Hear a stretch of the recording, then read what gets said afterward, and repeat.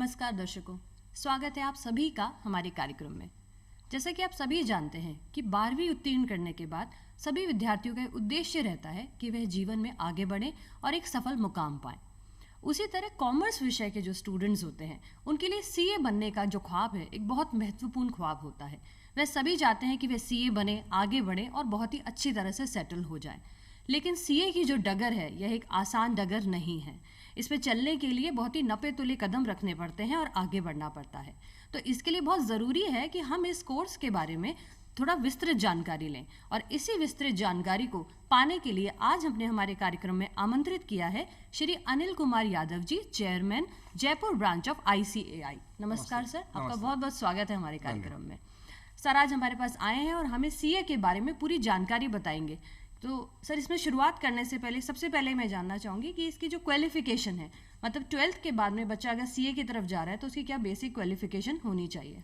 12th पास होने के बाद में बच्चा फाउंडेशन के एग्जाम में बैठ सकता है। अच्छा। अब भी नया नोटिफिकेशन हम लोग निकाल रहे हैं, पार्लियामेंट में भी पास हो जाएगा जल्दी कि 10th के बाद भी वो रजिस्ट्रेशन करा सकता है। अच्छा। एग्जाम उसे देना है तो 12th में एग्जाम देने के बाद में वो फाउंडेशन के अंदर एंट्री कर सकता है। अच्छा, तो 12th में क्या मतलब इसका क्राइटेरिया है, 12th कितने पास। Percent minimum marks? उसमें 12th के अंदर हमने कोई मिनिमम क्राइटेरिया नहीं रखा है, लेकिन अगर वो इंटर के अंदर जाता है डायरेक्ट विदाउट फाउंडेशन, ग्रेजुएशन के थ्रू जाता है, अच्छा। तो देन अगर उसके पास कॉमर्स है, बीकॉम से जाता है तो 55% है। अच्छा। और अदर किसी स्ट्रीम से जाता है आर्ट्स या साइंस, तो देन 60% मिनिमम उसे मार्क्स चाहिए होते मार्क्स हैं। चाहिए। मतलब एक रास्ता है कि वो 12th करके जाए और एक और इसमें रास्ता है कि बच्चा ग्रेजुएशन के बाद भी जा सकता सीए है। ज्वाइन कर सकता है। जा तो वो सकता क्या तरीका है? उसमें उसको बीकॉम करने के बाद में अगर उसमें जा सकता है, लेकिन उसके अंदर उसको डायरेक्ट एंट्री सिस्टम बोलते हैं हम। अच्छा। एक एंट्री तो फाउंडेशन से होगी एंट्रेंस, एक होती है direct entry system, so that कि वो डायरेक्ट एंट्री में बीकॉम के बाद डायरेक्ट इंटर में जा सकता है। उससे पहले उसे हमारा एक आईटी के कोर्स होता है जी। और एक एडवांस आईटी कोर्स करके देन फिर उसमें रजिस्टर करा सकता है इंटर। मतलब उसके लिए फिर उसे फाउंडेशन कोर्स करने की जरूरत है, फाउंडेशन एग्जाम क्लियर करने की जरूरत नहीं है। ग्रेजुएट है अगर तो। Yes, हाँ। और सर इसके एग्जाम्स जो होते हैं, जो इसके एंट्रेंस एग्जाम है, तो वो कब होते हैं, कहाँ होते हैं? इसके एग्जाम साल में 2 बार लगते हैं हमारे अच्छा। सभी कोर्सेज के। फाउंडेशन का एग्जाम जून और दिसंबर में लगता है। अच्छा। इस बार थोड़ा कोविड के कारण थोड़ा प्रीपोन पोस्टपोन जी, हुए जी। हैं एग्जाम, बट हाँ। जो डेट है वो जून और दिसंबर में होते हैं। जी। और उसी हिसाब से आप साल में 2 बार एग्जाम, जो सेंटर्स हैं हमारे, जो प्राइवेट गवर्नमेंट स्कूल्स में भी आते हैं, कॉलेज अच्छा। में भी आते हैं, जो भी सेंटर हम मैक्सिमम टू मैक्सिमम ले सकते हैं वो हम सेंटर देते हैं। जैसा सभी अन्य महत्वपूर्ण एंट्रेंस एग्जाम के होते हैं, ठीक यस उसी यस, तरह बिल्कुल से बिल्कुल। और ये पूरे जाता है। पूरे जिले, जैसे जयपुर के अंदर सीकर में, अजमेर में, हर जगह एग्जाम इसके होते हैं। अच्छा। और इसके जो एग्जाम होते हैं वो जैसे इंडिया में तो होती हैं, साथ में दुबई या नेपाल में भी पैरेलली एग्जाम उसी डेट पे उसी टाइम के ऊपर होता है। अच्छा, बहुत ही बढ़िया।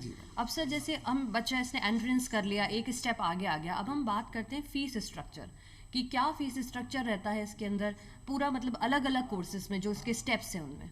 मैम बहुत ही नॉमिनल फीस है। बाकी आप कोर्सेज देखेंगे, जैसे फाउंडेशन की मैं बात करता हूँ सबसे पहले, तो फाउंडेशन में रजिस्ट्रेशन फीस सिर्फ 9,200 रुपये है।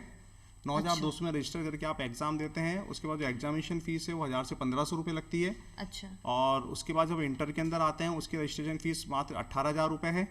अच्छा। और जब फाइनल के अंदर आते हैं तो उसकी 20,000 के आसपास अप्रॉक्स फीस है। तो मतलब फीस में रजिस्ट्रेशन फीस में हम बात करें, और प्लस जो कोर्सेज हैं, जैसे हम आईटी ट्रेनिंग की बात कर रहा हूँ, उसमें किसी में 5,000 है, किसी 4,500 है, तो अप्रॉक्स 65,000 आपकी फीस पड़ती है टोटल। और वो भी 4 इयर्स में। हम एक साथ तो फीस लेते नहीं, फाउंडेशन में रजिस्ट्रेशन कराएगा बच्चा, हाँ जी। तो पहले 9,000 रुपये देगा, फिर वो पास करके इंटर में आएगा साल सवा साल बाद, देन वो फिर इंटर में रजिस्ट्रेशन कराएगा, फिर इंटर पास करेगा, फिर फाइनल में जाएगा, फिर फाइनल के अंदर वो पैसे देगा। अच्छा, मतलब ये ऐसा नहीं है कि इसके अंदर सिर्फ उच्च वर्गीय स्टूडेंट जो है वो इसके बारे में हाँ, ख्वाब देख सकते ख्वाब हैं। देख मध्यम वर्गीय परिवार भी सामान्य तौर पर अपने बच्चे को मध्यम सीए के वर्गीय कोर्स है, के और लिए जो भेज सकता है। जो नीचे निम्न वर्गीय जी। परिवार है वो बच्चा भी इसमें देख सकते हैं। मैडम इसमें अच्छा। ऐसा कोई फीस बहुत बड़ा क्राइटेरिया इसमें है ही नहीं, क्योंकि आप अच्छा। देखें ओनली वो 65,000, और वो भी अगर आपको 4 साल के अंदर देने हैं तो बहुत ही नॉमिनल उसमें भी फीस है। शायद स्टूडेंट्स लोन भी अवेलेबल होते होंगे जो हाँ, इस तरह से मिलते हैं। एजुकेशनल लोन अगर आप लेना चाहें तो वो भी आपको मिल सकते हैं। और इवन हमारे यहाँ के जैसे हम जयपुर में बात करें तो जयपुर में कुछ लोग ऐसे हैं जो फाइनेंस भी करते हैं, कोई सीए स्टूडेंट आता है तो उनको फिर हमारी तरफ से भी हम लोग रजिस्टर करा देते हैं। अच्छा, काफी सुविधाएं मतलब सीए में आगे बढ़ने के लिए बच्चों को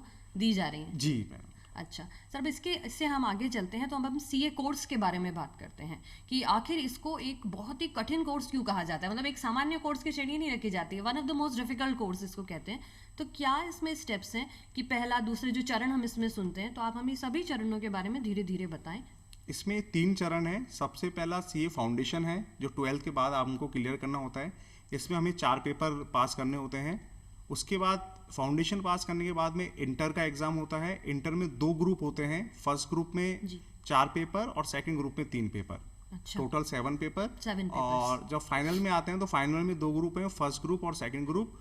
उस फर्स्ट ग्रुप में भी 4 पेपर और सेकंड ग्रुप में भी 4 पेपर होते हैं। और इसके साथ ही जैसे आप इंटर का फर्स्ट ग्रुप पास कर लेते हैं तभी आपकी प्रैक्टिकल ट्रेनिंग स्टार्ट हो जाती है, जो आप कह रहे हैं कि सबसे कठिन कोर्स है जी। तो इस पे जो स्टूडेंट होता है उसको अपना ट्यूशन भी करना होता है अगर वो करना चाहे। अच्छा। प्लस उसे सीए के ऑफिस में ट्रेनिंग भी करनी होती है। तो अच्छा। ट्रेनिंग का जो ऑफिस का टाइम है वो उसे टाइम पूरा देना पड़ता है। 40 आवर्स इन ए वीक उसे काम करना होता है। अच्छा। उसे ऑडिट पे भी जाना होता है, इवन उसे प्रैक्टिकली डिपार्टमेंट में भी जाना होता है। उसे व्यवहारिक ज्ञान जो होता है वो पूरा इस कोर्स के अंदर हम लोग दे देते हैं। अच्छा। जिससे वो जब वो 3 साल बाद निकलता है तो एक निखर के पूरा बच्चा निकलता है। अब जैसे फाउंडेशन कोर्स में किस तरह के विषय आप लोग पढ़ाते हैं? फाउंडेशन के विषय के अंदर हम एक तो लॉ है, उसके अंदर अकाउंट्स है और मैथ्स है और स्टैट्स का पेपर उसके अंदर है। अच्छा, ये तो इसीलिए कहा जाता है कि कोई बच्चा अगर कॉमर्स में ग्रेजुएट है तो उसका फाउंडेशन वहाँ पे क्लियर माना जाता है। अच्छा, तो वो कॉमन जो कॉमर्स के सब्जेक्ट है उनके साथ में हो उनके सकता है। साथ में इसके बाद में हम बात करते हैं इंटरमीडिएट। तो इंटरमीडिएट में क्या विषय पढ़ाए जाते हैं? इंटरमीडिएट मेन जो सब्जेक्ट हैं वो सब्जेक्ट अकाउंट्स तो है ही, इसके अलावा फाइनेंशियल मैनेजमेंट का पेपर है जी। कोस्टिंग का पेपर है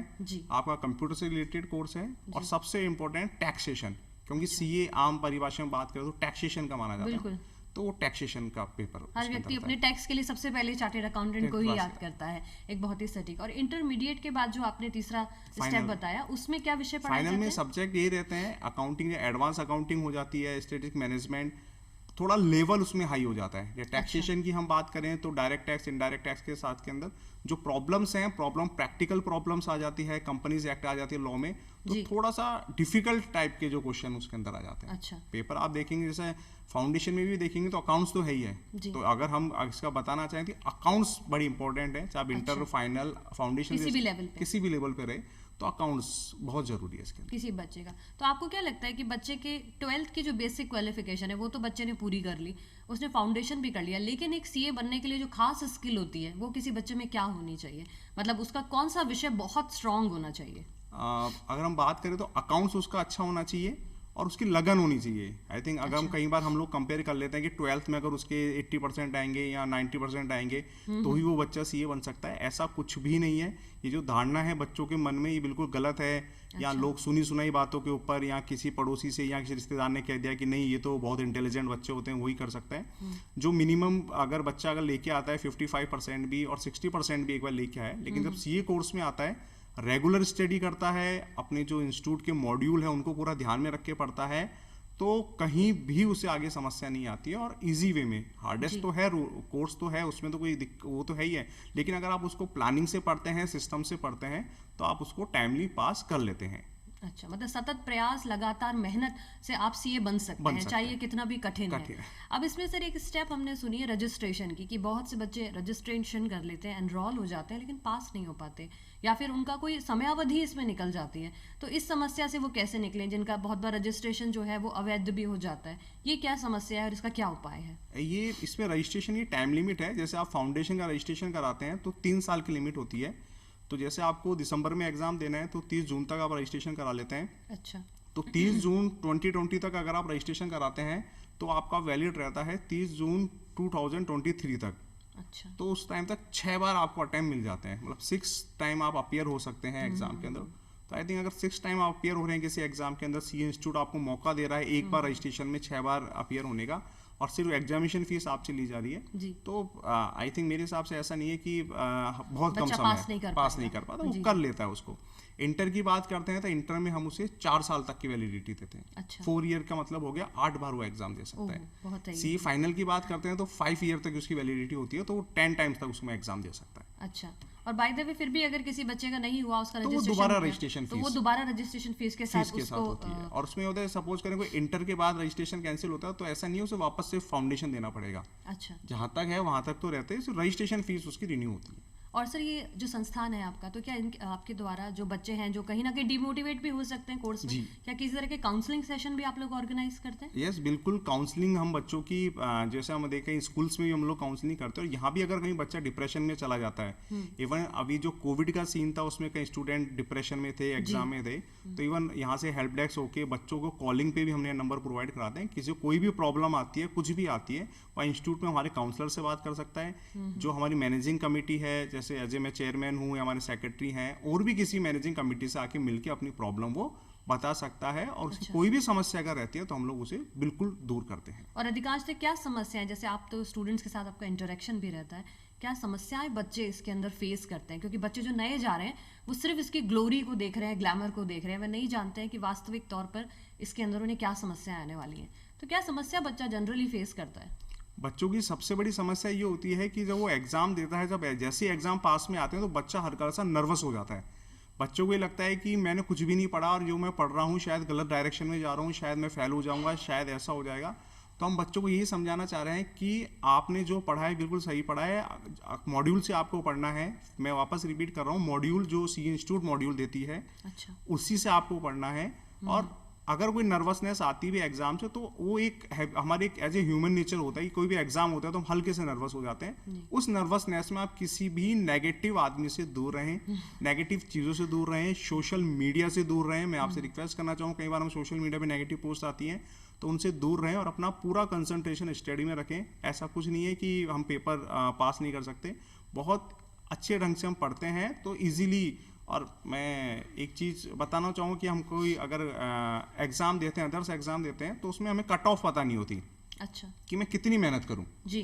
बट सीए में एग्जाम देते तो हमें पता है कि 50% मुझे कट ऑफ है, तो देन मेरे को मेरी लिमिट पता है 50% ही लाने, तो एक टारगेट है, तो वो तो बहुत इजी है। अगर हम कंपेयर करें बाहर किसी एग्जाम से, कभी कट ऑफ ज़्यादा भी जाती है, कभी कम भी जाती है, सीए तो इजी हो गया, हमें पता है भाई 50% हमें लाना है, तो बेस्ट है सबसे एग्जाम। अच्छा, हमें मतलब पहले ही पता है, लेकिन उचित मार्गदर्शन की जरूरत है, माता पिता के सहयोग की, और नकारात्मकता से दूर रहने की बच्चों के लिए बहुत ज़्यादा ज़रूरत है। सर, इसी के साथ हम इसमें थोड़ा आगे और बढ़ते जाते हैं। अब अगर बच्चा सीए बन चुका है हमारा, तो एक सीए होने के नाते सीए की क्या लाइबिलिटीज़ होती हैं? दिखने में तो बहुत ग्लैमरस है, बच्चे तो मुझे लगता है खास तौर पे मिलने वाली सैलरी से भी बहुत अट्रैक्ट होते हैं, लेकिन जो इसकी वास्तविक तौर पे लाइबिलिटीज़ हैं, उसे क्या क्या करना पड़ता है, किन क्षेत्रों में सीए काम करते हैं, टैक्स भरने के अलावा, मतलब की हेल्प के अलावा, वो भी आप बताएं। देखिए, टैक्सेशन में तो है ही, इसके अलावा सीए के साइन जिस भी डॉक्यूमेंट पे हो जाते हैं, वो डॉक्यूमेंट के बाद ऑडिटेड डॉक्यूमेंट हो जाता है। अच्छा, सिर्फ एक पावर पूरे इंडिया में चार्टेड अकाउंटेंट को ही है कि वो जिस बैलेंस शीट के ऊपर, जिस प्रॉफिट एंड लॉस अकाउंट के ऊपर साइन कर देता है, वो ऑडिटेड फाइनेंशियल स्टेटमेंट हो जाते हैं। उसके ऊपर ही रिलाई करके बैंक फाइनेंस करता है, उसके ऊपर रिलाई करके कोई डीड बनती है, अमालगमेशन होती है कंपनी एक दूसरे की शेयर्स की, जो हम देखते हैं कि एक कंपनी को परचेज किया दूसरी कंपनी, तो वो सिर्फ सीए की लायबिलिटी, इन सीए की एक साइन की वैल्यू इतनी होती है। तो ये जो जिम्मेदारी होती है, और जो हमारे मोदी जी ने जो हमको जिम्मेदारी दे रखी है, वो जिम्मेदारी सीए पूरी तरीके से निभाने के लिए इतनी भारी जिम्मेदारी है, तो वो बहुत बड़ी जिम्मेदारी है आपके साइन की। तो उसमें जिम्मेदारी भी यही है कि गलत साइन आपको नहीं करने हैं, आपको पूरा देख के चेक करना है। क्योंकि आप सिर्फ अगर सपोज करें कि मिस्टर एक्स कंपनी के मैंने कोई बैलेंस शीट साइन करी है, मैंने उसमें 10 रुपए का प्रॉफिट दिखाया है, उस एक्स कंपनी के शेयर्स की वैल्यू उस बैलेंस शीट पे डिपेंड करेगी। उसको पब्लिक भी उसके अंदर परचेज करती है, तो मैं ये कहूँ सा मैंने सिर्फ एक्स की बैलेंस शीट साइन करी है, वो गलत है। उस एक्स की बैलेंस शीट से जो पब्लिक उसमें शेयर परचेज करती है, तो वहाँ तक आपकी जिम्मेदारी होती है, वहाँ तक आप रेस्पॉन्सिबल होते हो। अच्छा, तो मतलब काफ़ी जिम्मेदारी वाला काम है, इससे इतने उसमें नहीं लिया जा सकता है कि बच्चे सिर्फ अट्रैक्टिव हो जाएं। आपने एक ट्रेनिंग सेशन के भी बीच में बात करी थी, जिसके अंदर इस कोर्स के दौरान ही, जिसको आप कहते हैं कि बहुत ही महत्वपूर्ण हमारा वो स्टेप है, जिसमें आपके जो ये जिनको हम इंटर्न कहेंगे, इन्हें ऑफिस जाके अटेंड करना पड़ता है। तो किस तरह के काम इन्हें वहाँ करने होते हैं, और उस ट्रेनिंग में इन्हें क्या क्या सिखाया जाता है, और ये कितनी समयावधि की होती है? ये जो टोटल इसकी ड्यूरेशन है वो 3 इयर्स की होती है। फाइनल एग्जाम में जब तक आपकी 2 इयर्स की कंप्लीट नहीं होती, सिर्फ ऐसा ही कोर्स सीए का है जिसमें फाइनल एग्जाम में तभी आप अपीयर हो सकते हैं जब आपकी 2 इयर्स की कंप्लीट हो गई हो ट्रेनिंग। अच्छा, और इस ट्रेनिंग के अंदर उन्हें अकाउंट से रिलेटेड, टैक्स से रिलेटेड, फाइनेंस से रिलेटेड पूरे फील्ड में उनको जानकारी दी जाती है, उनको प्रैक्टिकल नॉलेज दिया जाता है, उनको गवर्नमेंट जो ऑफिसेज हैं वहाँ विजिट करवाया जाता है, वो इनकम टैक्स ऑफिस जाते हैं, वो जीएसटी ऑफिस जाते हैं, वो बैंक्स ऑडिट के ऊपर जाते हैं। तो जो ग्रोइंग होती है बच्चों की वो वहीं से सब चीज़ें सीखते हैं। तो प्रैक्टिकल एक थ्योरी तो वो सीख ही लेते हैं, बट इस कोर्स का सबसे बड़ा फायदा ये है कि जैसे ही आप सीए करते हैं, सीए करते आप रेडी होते हैं मार्केट को फेस करने के लिए। अच्छा। बिकॉज आपने ट्रेडिंग में वो सब चीज़ें सीख ली हैं प्रैक्टिकली कि आपको किस तरीके से क्लाइंट को फेस करना है। अच्छा, और किस तरह के जॉब्स ऑफर हो जाते हैं इसके बाद में? जॉब्स आपको बैंक्स में, अब मैं कहूँ कि कोई भी मतलब इसमें भी कैंपस प्लेसमेंट जैसा भी चीज है यस क्या? यस अच्छा। सीए इंस्टीट्यूट कैंपस प्लेसमेंट कराती है। और हम बात करें कि फाइनेंस, जहाँ फाइनेंस वहाँ सीए, और फाइनेंस कोई भी इंडस्ट्री हो, finance is a like a blood. कोई भी इंडस्ट्री होगी, चाहे मैन्युफैक्चरिंग होगी, चाहे मेडिसिन होगी, फार्मा होगी, हॉस्पिटलिटी होगी, कुछ भी होगी, गवर्नमेंट होगी, प्राइवेट होगी, वहाँ फाइनेंस होगा ही होगा। और जहाँ फाइनेंस होगा वहाँ सीए होगा ही होगा। तो हर जगह रिक्वायरमेंट है। कैंपस सीए इंस्टीट्यूट के द्वारा जो हमारे एग्जाम होते हैं फाइनल के, उसके बाद हर एग्जाम के बाद करवाए जाते हैं, और मिनिमम पैकेज उसके अंदर 8 लाख से स्टार्ट होता है और वो 35 लाख 40 लाख तक जाता है। अच्छा, बहुत ही fresher, it's only for fresher. अच्छा, बहुत ही आकर्षक सैलरी पैकेजेस हैं, और यही शायद एक बहुत बड़ा, ये भी एक बहुत बड़ा कारण है कि यूथ बहुत अट्रैक्टेड है। तो मतलब मैं अगला मेरा टॉपिक यही था कि इसमें सैलरी क्या मिलती है। तो मतलब ये आप ये स्टार्टिंग लेवल पे ही सैलरी स्टार्टिंग लेवल है, ये तो सैलरी है। इसके बाद भी जैसे आप जाते हैं तो आप प्रैक्टिस भी अगर खुद ही करते हैं, ऑफिस करते हैं, तो स्काई इज द लिमिट। फिर अच्छा। कोई लिमिट नहीं है आपकी। फिर आपको भगना है, आप कितना अर्न कर सकते हैं, करोड़ रुपीस जितनी भी आप देखेंगे, बहुत सारी कंपनियां हैं उसके अंदर, बहुत अच्छा सा अर्न करना है। तो पैसा कुछ भी नहीं है। आप जॉब करने के बाद भी प्रैक्टिस स्टार्ट कर सकते हैं। ऐसा भी नहीं है कि आपने एक बार जॉब कर ली तो प्रैक्टिस नहीं कर सकते, या प्रैक्टिस करके भी जॉब में जा सकते हैं। तो स्कोप बहुत है। अच्छा, मतलब काफी स्कोप है, बच्चे जितना आगे बढ़ते जाए। अभी आपने एक बात करते हुए हमें बताया कि ना सिर्फ जरूरी नहीं है कि आप इसमें जॉब करें, आप अपना व्यवसाय या अपने उस पर भी कर सकते हैं। यह क्या तरीका है जिससे बच्चे जो हैं, और किस तरह का सेटअप होने चाहिए, क्या बेसिक चीजें चाहिए जिससे वे खुद का काम कर सकें सीए बनने के बाद? सीए बनने के बाद आप खुद का ऑफिस खोल के प्रैक्टिस स्टार्ट कर सकते हैं। उसमें आप कंसल्टेंसी जो टैक्सेशन की होती है वो हम दे सकते हैं। अच्छा। जो मैक्सिमम सीए होते हैं वो एक्चुअली अगर बात करें तो चार्टर्ड अकाउंटेंसी का मतलब जॉब ना होके प्रैक्टिस है। अच्छा। जनरल नेम के अंदर हम किसी कॉमन मैन से बात करेंगे तो समझ सकते हैं टैक्स मतलब सीए। बिल्कुल तो ठीक कहा वो आपने। उसको ये लगता है तो ऑफिस आप खोल सकते हैं। ऑफिस के लिए आपको ज़्यादा रिक्वायरमेंट नहीं है। एक आपको कंप्यूटर चाहिए, नेट का कनेक्शन चाहिए, और एक प्रिंटर चाहिए, और एक अगर आप चाहते हो रेंटेड ऑफिस में भी बैठ सकते हैं बस। और उसके बाद आप अपना ऑफिस स्टार्ट कर सकते हैं, कंसल्टेंसी दे सकते हैं, बहुत नॉमिनल कॉस्ट के ऊपर अपना ऑफिस खोल सकते हैं, और बहुत अच्छा इसके अंदर अर्न कर सकते हैं। अधिकांशतः मार्च के महीने में सभी लोगों को अचानक इस सीए की बहुत याद इसीलिए शायद आ जाती है। अब हम इससे जब आगे बढ़ते हैं तो क्या जैसे बच्चा जो भारत, मतलब इसकी क्या बाहर के विदेशों में भी बच्चे ट्राई कर सकते हैं यहाँ से सीए किया और बाहर जा सकते हो? क्योंकि विदेशी या विदेश में जाके नौकरी करना भी एक अपने आप में बहुत आकर्षक है बच्चों के लिए। तो क्या ऐसा भी कोई स्कोप होता है इसमें अन्य नौकरियों की जी तरह? मैम, अभी मैं आपको बताना चाहूँगा कि अभी जो हमारे प्रेसिडेंट हैं सीए श्री अतुल गुप्ता जी, उनके प्रयासों से यूएस के अंदर, यूके के अंदर, ऑस्ट्रेलिया के अंदर कई जगह हमारा जो सीए इंस्टीट्यूट की ब्रांच है वो वहाँ पे ओपन हो चुकी है। अच्छा। अप्रॉक्स 40 जगह न्यू हमने लोकेशंस के ऊपर ब्रांच खोली है। अभी हमने लद्दाख के अंदर भी ब्रांच खोली है, श्रीनगर के अंदर भी ब्रांच खोली है। तो ऑल ओवर वर्ल्ड फाइनेंस है, वहाँ फाइनेंस ऑल ओवर वर्ल्ड है। और जो इंडियंस जो चार्टर्ड अकाउंटेंट हैं उनकी डिमांड बहुत है। अच्छा। आप देखेंगे सऊदी अरब में, दुबई के अंदर, यहाँ जो कतर देश हैं, जो यहाँ भी बहुत ज़्यादा डिमांड्स हैं, क्योंकि वहाँ वैसे टैक्सेशन नहीं था। अगर मैं बात करूँ दुबई में वैट अभी आया है 1 जनवरी 2017 से, बट उससे पहले वहाँ पे जब टैक्स नहीं था तो भी चार्टेड की डिमांड थी, क्योंकि अकाउंट्स मैनेज करने के लिए, प्रॉफिट निकालने के लिए सीए की रिक्वायरमेंट है ही है। अच्छा, और क्या सिर्फ प्राइवेट संस्थानों में ही या फिर सरकारी संस्थानों में किस तरह के एग्जाम होते हैं सीए के लिए? जैसे सभी मैंने आपको बताया सरकारी प्राइवेट सभी होता है, तो प्राइवेट में तो अधिकांश आप बता रहे कैंपस प्लेसमेंट भी है, लेकिन सरकारी संस्थानों में जो बच्चे प्रवेश लेना चाहते हैं नौकरी के लिए, तो कौन से एग्जाम्स होते हैं इसके लिए? गवर्नमेंट किसी भी संस्था में सीए की वैकेंसी निकलती है तो उनके नंबर ऑफ एप्लीकेशन पे डिपेंड करती है। कई संस्थान के अंदर वो डायरेक्ट इंटरव्यू से, जीडी और इंटरव्यू से भी ले लेते हैं, और वो कैंपस में भी आते हैं। जैसे मैं बताऊँ, गवर्नमेंट के जो बैंक्स हैं, आईयूसीएल, ये कई पीएसयूज हैं, वो हमारे कैंपस के अंदर भी आते हैं। जो बैंक में जो वैकेंसी निकलती है उनका रिटर्न एग्जाम होता है, एक मैथ्स का रिलेटेड और रीजनिंग से और टैक्सेशन से रिलेटेड। देन फिर वो इंटरव्यू बेस के ऊपर लेके सीए को अपॉइंट कर लेते हैं। तो बहुत वैकेंसीज हैं सीए की, ऐसा नहीं है कि सिर्फ जॉब में है, प्रैक्टिस में भी। जॉब के अंदर तो अब हम बात करें तो रिटायरमेंट अब बहुत हो रहे हैं। तो क्योंकि रिक्रूटमेंट बहुत टाइम से बंद थे, तो जैसे रिटायरमेंट हो रहे हैं और वर्क बहुत बढ़ रहा है हर जगह, तो हर कोई सीए को प्रेफर कर रहा है लेने के लिए। अच्छा, वैकेंसीज बहुत सारी हैं इसके स्कोप बहुत अच्छा है इसके अंदर, बहुत ना अच्छा। सिर्फ देश में विदेशों में भी बहुत स्कोप है जैसा आपने बताया।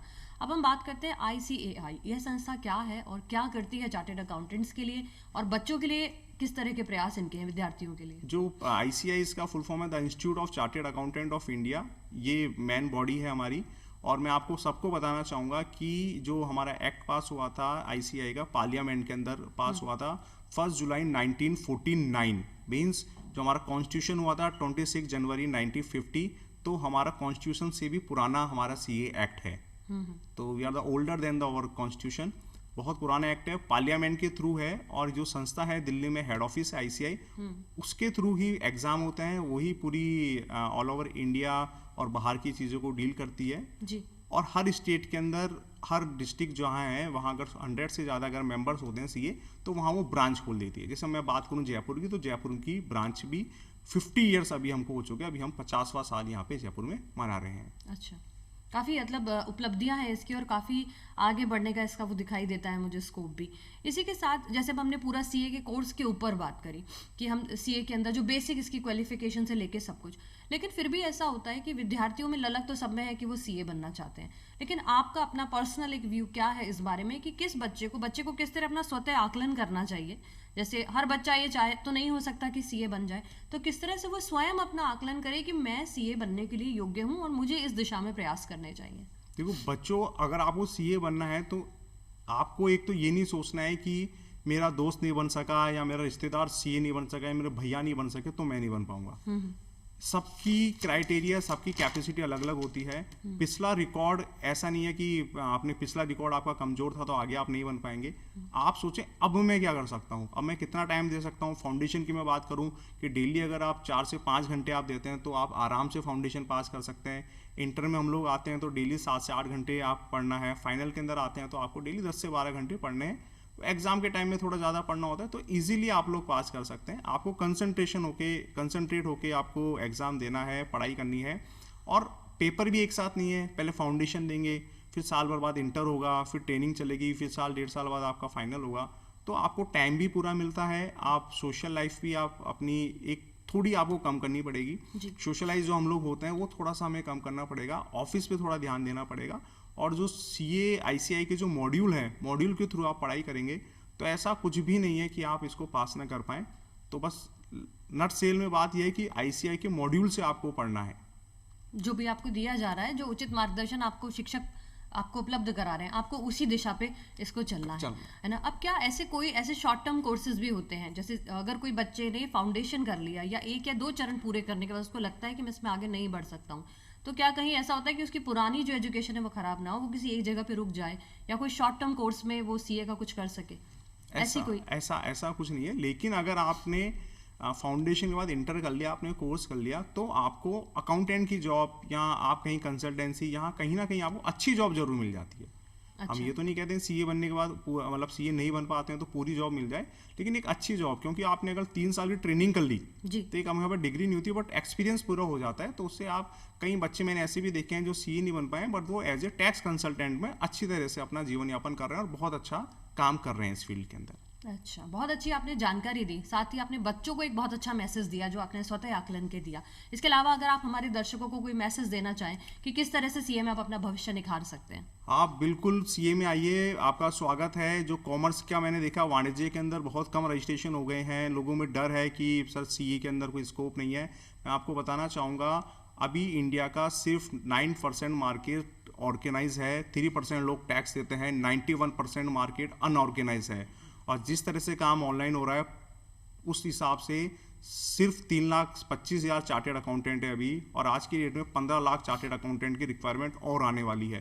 तो 50 सालों में सिर्फ 3 लाख CA अभी बने हैं, तो आगे कितना मार्केट रजिस्टर्ड होगा, सब चीज़ें ऑनलाइन आ रही हैं। तो जो अनऑर्गेनाइज मार्केट जैसे ऑर्गेनाइज के अंदर जाएगा वैसे ही CA की रिक्वायरमेंट बहुत ज़्यादा आने वाली है। तो आपसे रिक्वेस्ट है, आप इस कोर्स के अंदर आइए और अपना भविष्य बढ़ाइए। बहुत ही खूब और बहुत ही बढ़िया आपने जानकारी दी, नपे तुले शब्दों में, और साथ ही साथ बच्चों के लिए बिल्कुल उचित मार्गदर्शन। ये मुझे नहीं लगता कि अब हमारे दर्शक और खासतौर से जो विद्यार्थीगण जो इस कार्यक्रम को देख रहा है उसे कहीं भी कोई असमंजस की स्थिति होगी, पूरी जानकारी आपको अब सर दे चुके हैं कि सीए क्या है और किस तरह से आप इसमें आ सकते हैं। बस ज़रूरत है कि आप खुद अपना आकलन करें कि क्या आप वाकई इस विषय को पढ़ने के लिए बने हैं और क्या आप इसमें आगे सफल हो सकते हैं। इसी उम्मीद के साथ कि आज आपको हमारा कार्यक्रम पसंद आया होगा, आपके लिए ज़रूर ज्ञानवर्धक रहा होगा, हम इस कार्यक्रम से आज आपसे विदा लेते हैं। धन्यवाद।